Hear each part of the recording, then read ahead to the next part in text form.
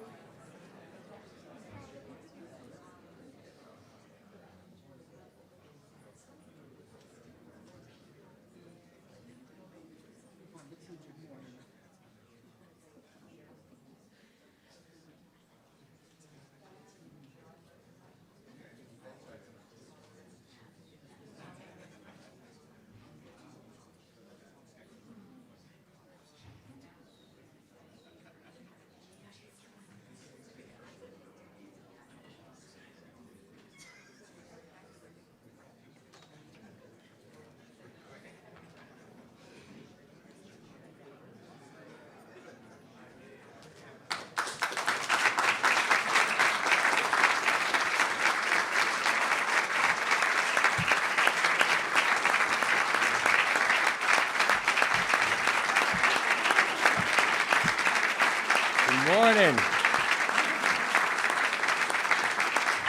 Good morning. Good morning. Good morning, everybody. Good morning. Thank you, guys. Good morning. Good morning. Good morning. Please take a seat, everybody. Thank you. Good morning, everybody. Good morning. I am humbled to be with each and every one of you in this historic State House, as in this moment, we're prepared to make our own history together. Because there's something that we know is that things do not just happen. Things are made to happen. And you all in this room have made some pretty extraordinary things happen. The Maryland State Constitution vests the power to pardon in the office of the governor, and the governor alone. This is a responsibility that I take very, very seriously. And that is why this morning, with deep pride and soberness, I will pardon over 175,000 convictions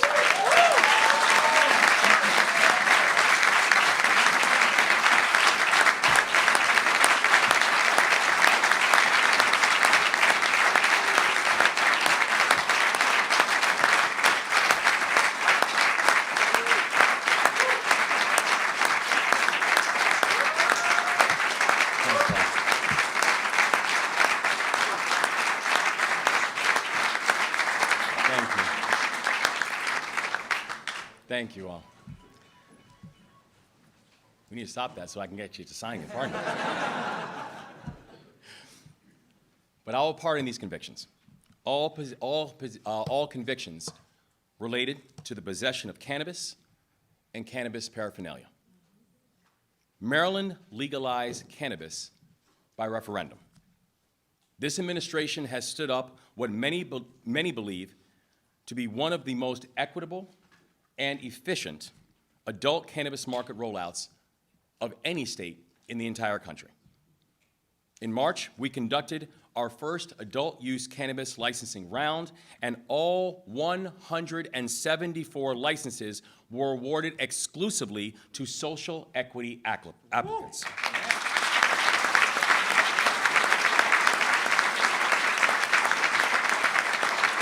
And to be clear, that's the first time that that has happened in our nation's history.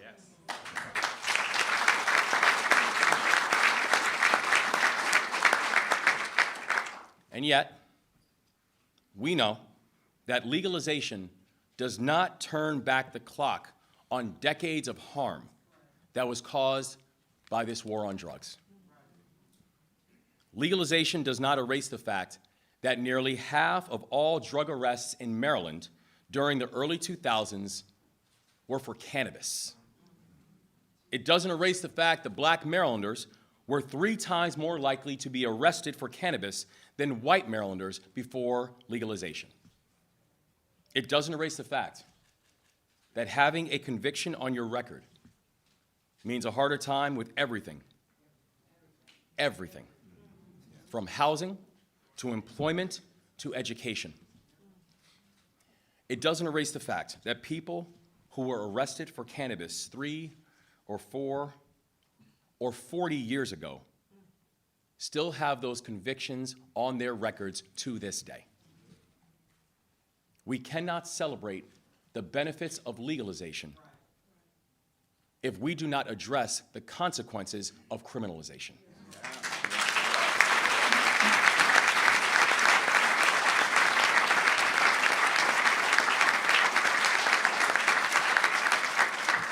So I want to be clear. When it comes to cannabis, rolling out one of the best and most equitable legal markets in the country is incredibly important. But that rollout must go hand in hand with pardoning past conduct, and Maryland is going to lead by example.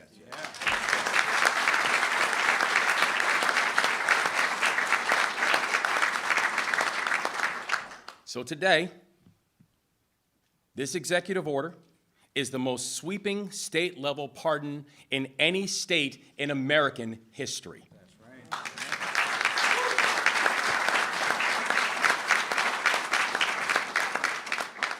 And the action that we take together this morning is going to directly impact tens of thousands of Marylanders. So first, I will grant pardons to Marylanders who have been convicted for misdemeanor possession of cannabis. And second, I will grant full pardons to Marylanders who have been convicted of certain misdemeanor possession crimes of drug paraphernalia. So we aren't nibbling around the edges. We are taking actions that are intentional, that are sweeping, and unapologetic. And this is the largest such action in our nation's history. But there's a reason that we're being so intentional today. And there's a reason that we're moving so swiftly. And that reason is because we've studied our history. Policymaking is powerful. And if you look at the past, you see how policies have been intentionally deployed to hold back entire communities. We're talking about tools that have led to the mass incarceration of black men and boys. We're talking about tools that have led to restricted access to jobs and housing in minority communities. We're talking about tools that have led to an 8-to-1 racial wealth gap in our state. Because we know we do not get to an 8-to-1 racial wealth gap because one group is working 8 times harder. Tools that have been used to create these disparities. And to undo that kind of intentionality, we need to apply intentionality of our own. So today, we take a big step enacting the kinds of policies that can reverse the harm of the past and to help us to work together to build a brighter future. So now this is a big deal. This is a really big deal. And we could not have gotten here without the extraordinary partnership of our incredible lawmakers and leaders and advocates. I want to thank our remarkable Attorney General Anthony Brown for all of his work in making today happen.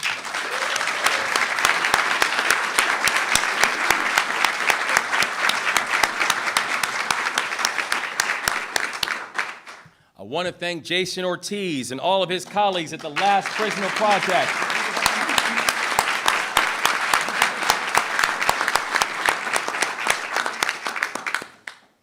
I want to thank Heather Warnken from the University of Baltimore School of Law.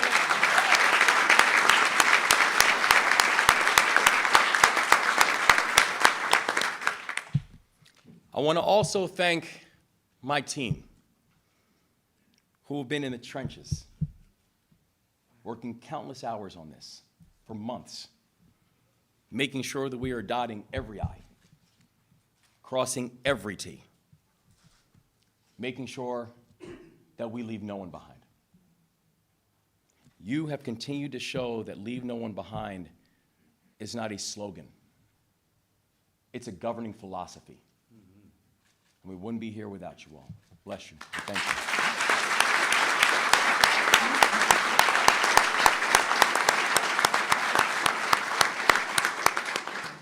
I want to thank all of our legislative partners, and specifically, I also want to give a shout out to the leader of the Legislative Black Caucus, Janelle Wilkins, for her work.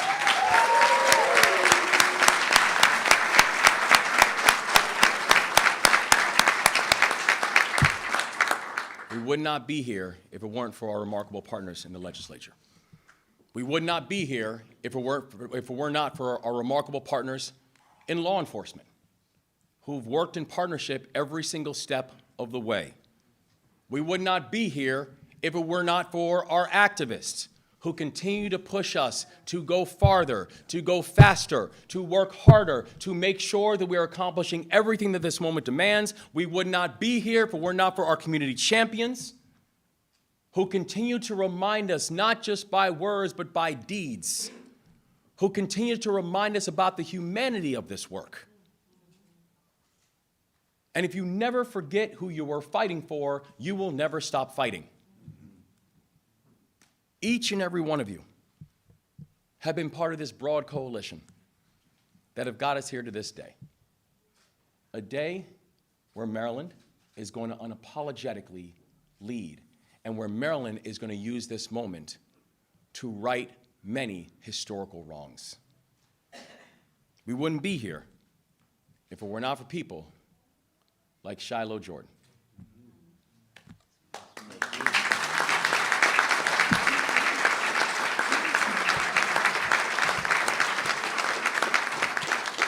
Shiloh was convicted of a minor cannabis offense after he dropped out of college. He got hired after his conviction, but he was fired on the second day of the job because he did not pass his background check. The only thing on his criminal record was a minor cannabis charge. And that's what got him fired on his second day of the job. But his story doesn't end there. He took job training courses. He went back to college. He became a bulldog after graduating from Bowie State.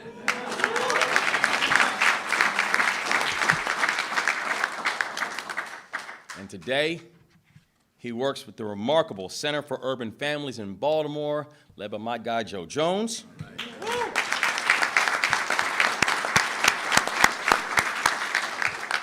And Shiloh spends his time now helping other Marylanders find their way and find their path.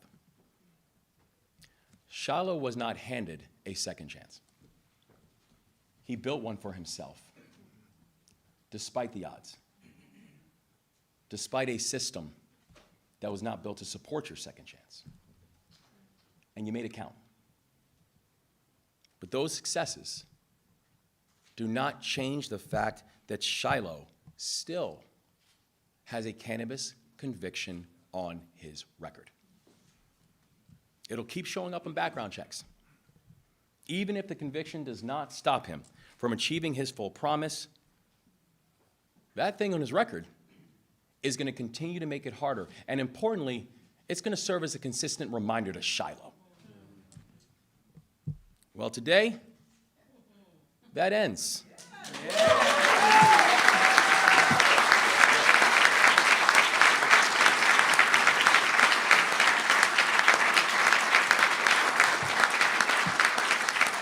Because today, Shiloh is going to be one of over 175,000 Marylanders who will now get a full gubernatorial pardon, and that will be done conviction. Shiloh, Shiloh, can you please stand so we can recognize you?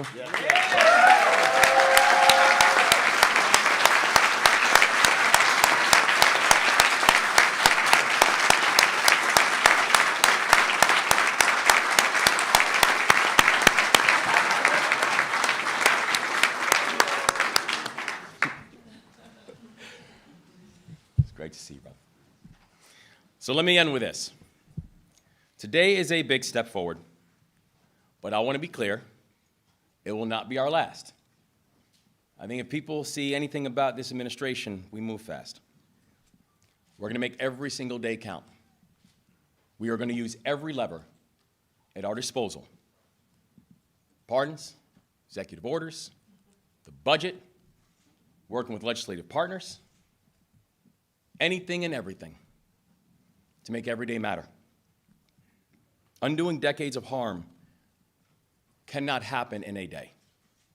But we're going to keep up the work. We're going to keep up the pace.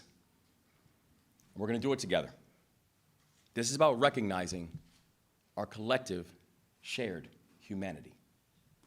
This is about recognizing our collective shared responsibility. This is about understanding if we don't move in this moment, there will be shared complicity. And we refuse to let that sit in. This is about changing how both government and society view those who have been walled off from opportunity because of broken and uneven policies. And as James Baldwin once said, the world changes according to the way that people see it. And if you alter, even by a millimeter, the way a person looks, or people, how they look at their own realities, then you can change it.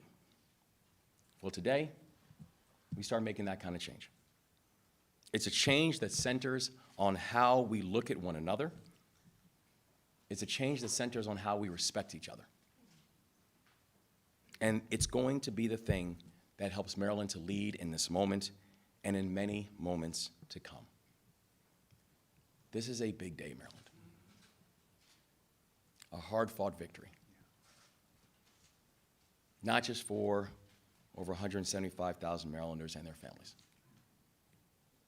but for the soul of our state. I'm now proud to turn the podium over to my friend and partner inside the work, our Attorney General, Anthony Brown.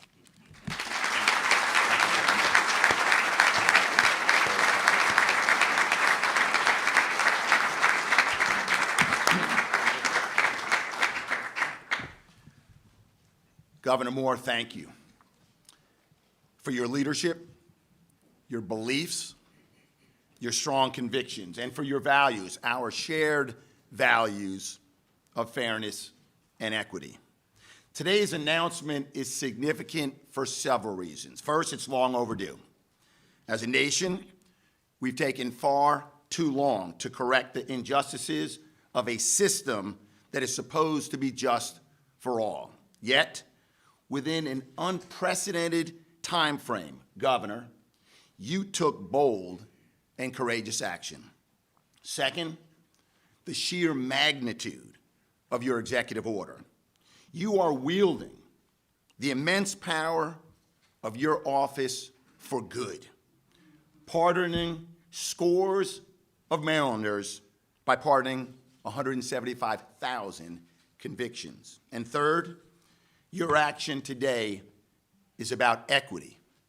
It's about racial justice. While the order applies to all who meet its criteria, the impact is a triumphant victory for African Americans and other Marylanders of color who were disproportionately arrested, convicted, and sentenced for actions yesterday that are lawful today. Today is a momentous day for Maryland.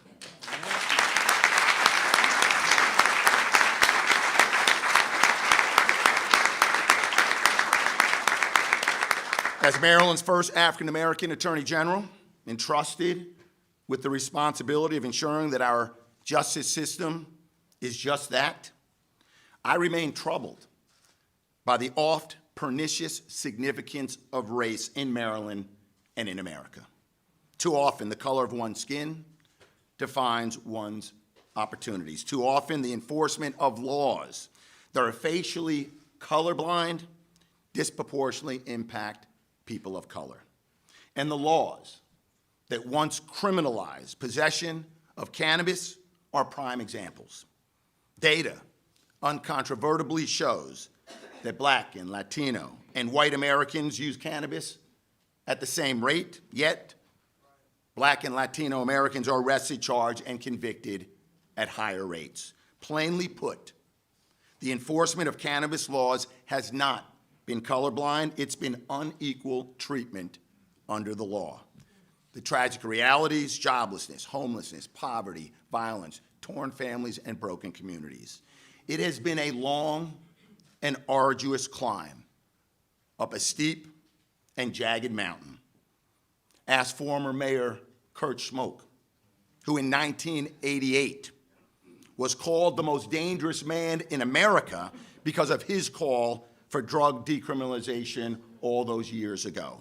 And today, after decriminalizing cannabis and making adult use lawful, we reach new heights, a righting of historical wrongs. Maryland is a work in progress. The shackles of slavery, though physically removed, left an indelible mark on our state and our nation. The promise of Reconstruction was replaced by Jim Crow laws that stripped free Black people of our rights and treated us like second-class citizens. After the Civil War, instead of freedom, we experienced the emergence of the convict leasing system that exploited Black labor under the guise of punishment. Our current reality of disproportionate arrests and convictions are the residuals of slavery. The war on drugs was a war on communities of color. The data shows the deeply rooted bias in drug-related arrests and sentencing. Cannabis convictions for hundreds of thousands of people here in Maryland were scarlet letters, modern-day shackles. This morning, I can almost hear the clanging of those shackles falling to the floor with your pardon this morning, Governor. Thank you.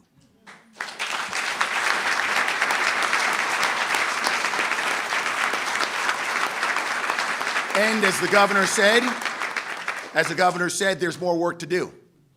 Maryland bears a sad distinction. We incarcerate Black men at the highest levels in the nation.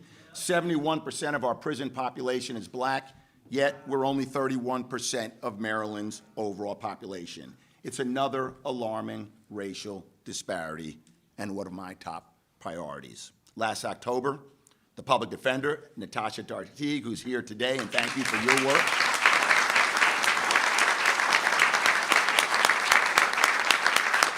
The public defender and I launched the Maryland Equitable Justice Collaborative. Our goal, working with 40 stakeholder organizations, many of whom are represented here in the room today, is to develop solutions to the problem of far too many young Black men being sent to prison. Governor, I want to thank you for supporting this initiative, and again, thank you for today's pardon. There's much more work left to be done.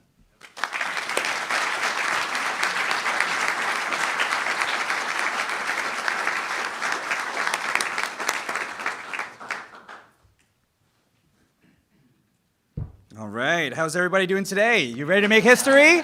Yeah, today is a beautiful day to make history. I just want to say thank you to Governor Moore and Attorney General Brown for bringing everyone together today. My name is Jason Ortiz, and I am the Director of Strategic Initiatives for the Last Prisoner Project. We are the nation's leading organization dedicated to helping everyone incarcerated for cannabis crimes find their freedom, reunite them with their families, and ensure their criminal histories do not prevent them from being full, productive members of society. And today we sit with nearly 3,000 Americans still incarcerated in federal prison and nearly nearly 40,000 Americans incarcerated in state prisons. We want to thank Governor Moore for his leadership on this issue and for inviting us to be part of this historic moment. Though enforcing cannabis prohibition may be in Maryland's past, healing the harms it created must be part of its future. And simply put, justice is not achieved merely by legalization alone, but rather by deliberately undoing the harms caused by the war on drugs. As someone who at the age of 16 was arrested for cannabis possession and actually had an accelerated charge because I had paraphernalia and a pack of rolling papers, I was thrown out of school, denied access to my high school education, ripped from my family and my friends, and had to endure 2 years of isolation for a simple cannabis possession charge. The Last Prisoner Project applauds Governor Moore and his administration's actions to rectify this historic racial disparities caused by cannabis prohibition. This executive order goes further than any other cannabis clemency action in American history by including paraphernalia charges in addition to possession. And let's give it up for that.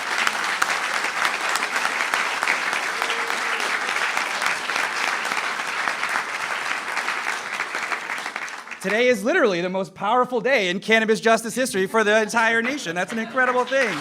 It's incredible.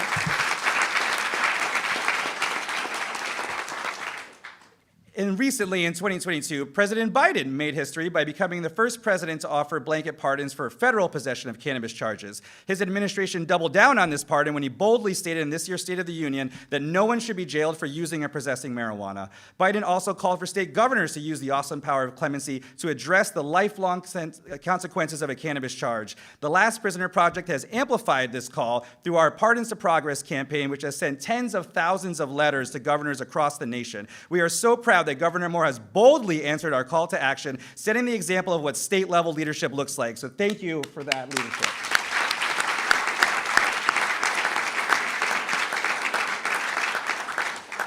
Even more powerfully, Governor Moore has granted these pardons, the largest of their kind to date, using the pen to write history, a pen that family, friends, loved ones of people who have served time for cannabis crimes have used to write letters to elected officials asking for justice across the country. As a powerful symbol of change, Governor Moore's action today sets the example that governors across the country can aspire to by carrying the momentum of this pen forward through taking executive action in their state to right the wrongs created by the war on our communities. The Last Prisoner Project encourages all governors to follow Governor Moore's example, and we are here to help you get it done. For those watching from home today who would like to get more involved in this life-changing work or know a friend or family member currently incarcerated for cannabis, you can learn more about our work and support our fight for justice at thelastprisonerproject.org. And in closing, I'd just like to say again, thank you to Governor Moore for your leadership and everyone who made it possible today. This action will bring hope to thousands of families across the country, and we are truly honored to be part of this historic moment. Thank you all so much.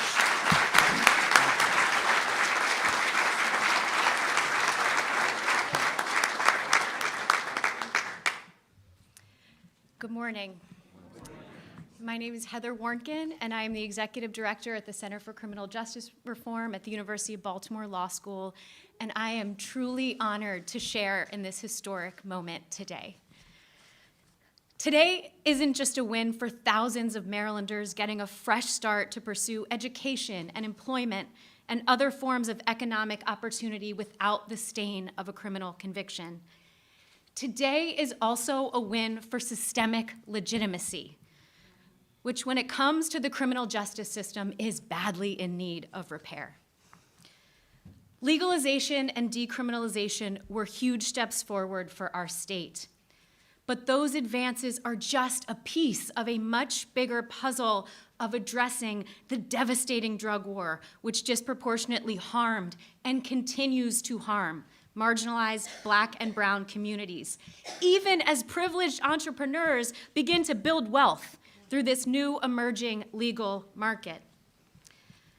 Moving Maryland forward must also entail complementary efforts to reach into the past to more fully repair that harm. It must include the courage of our elected leaders to admit to those wrongs and proactively exercise their power and authority to make them right. The exact type of courage that Governor Moore is demonstrating here today.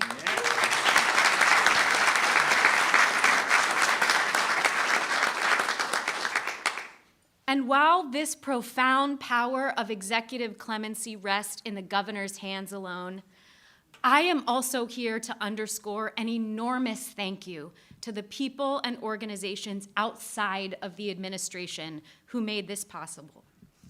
This historic moment is the product of partnership. Our center had the great honor of helping to convene a diverse and dedicated coalition of experts who kept showing up, not just to offer their insights to help advise the administration, but to push them to go further and not leave potential relief or hope on the table. To help navigate this complex and imperfect system of ours in pursuit of a categorical pardon that is data-driven and community-driven and in the interest of both equity and public safety. This coalition included first and foremost the voices of directly impacted Marylanders with lived expertise, and representatives from the Maryland Expungement Coalition, the Center for Urban Families, Out for Justice, Clean Slate Initiative, and frontline legal service providers, including the Office of the Public Defender, Maryland Legal Aid, Maryland Volunteer Lawyers Service, as well as national partners with expertise in collateral consequences and clemency, like Last Prisoner Project. Yeah.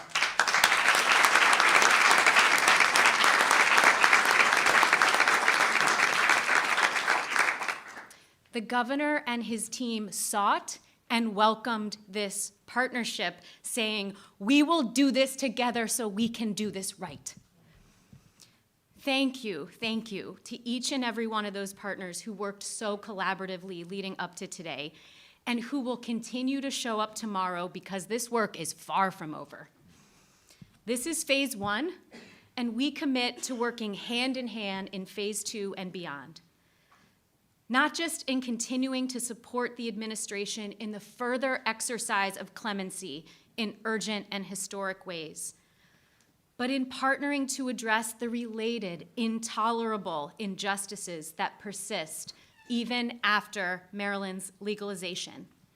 For example, the need to address legislatively the barrier that in this state, any probation violation, no matter how small, including decades-old possession of small amounts of now legal cannabis, permanently bars Marylanders from expunging their convictions. We have a lot of work to do. But for this moment here today, we celebrate this first step. We celebrate the justice and dignity and restoration that it represents. And filled with that momentum, tomorrow we keep forging ahead.